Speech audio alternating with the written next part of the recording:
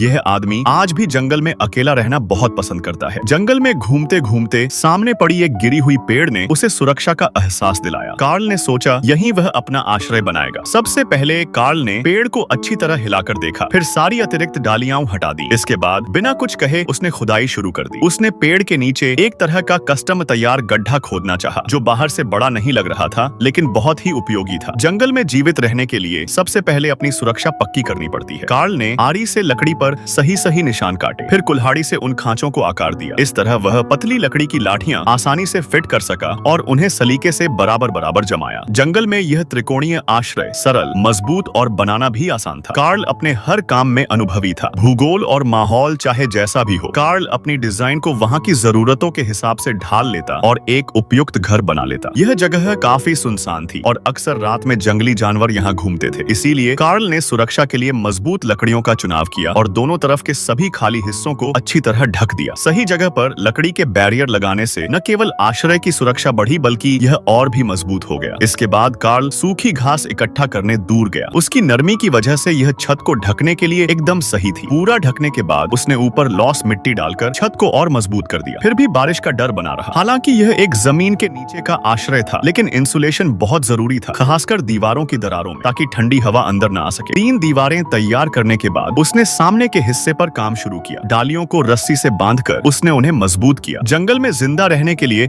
आसपास की चीजों का सही इस्तेमाल करना आना चाहिए। यही असली सफलता का राज है। आखिर में उसने बची हुई लकड़ियों को बांधकर एक मजबूत और सुरक्षित लकड़ी का घूमने वाला शटर बना लिया। अब घर लगभग तैयार हो चुका था। शाम के करीब 5:14 पर कार्ल पेशाब करने बाहर निकला तो उसने पास ही एक छोटा जलाशय देखा। वहाँ से पानी लाना आसान था, लेकिन जंगल में सुरक्षित पीने लायक पानी पाने के लिए फिल्टरिंग जरूरी थी। कार्ल ने एक प्लास्टिक की बोतल को एक कांच की बोतल से जोड़ा, जोड़ को मिट्टी से सील किया और उसे आग पर रखा। कोयले की आंच पर कुछ देर रखने के बाद पानी पूरी तरह फिल्टर होकर पीने लायक हो गया। यह आसान लेकिन बेहद असरदार तरीका सचमुच कमाल का था। जंगल में जिंदा रहने के लिए ऐसी स्किल बहुत काम आती है। अब मौसम तेजी से ठंडा होने लगा था, इसलिए कार्ल ने रात का खाना बनाना शुरू कर दिया। आखिरकार शरीर ही ताकत का आधार है और संतुलित खाना ही आपको थकान से बचा सकता है। इस बार उसने उत्तर पूर्वी अंदाज का गर्म स्ट्यू पकाया ताकि ठंड में आराम और सुकून मिल सके। पोलर कैंपिंग के इस दिन एक कटोरा गर्म स्ट्यू खाने के बाद कार्ल ने अपने आश्रय में जाकर लकड़ी का शटर बंद किया और धीरे धीरे सुकून से नींद में डूब गया।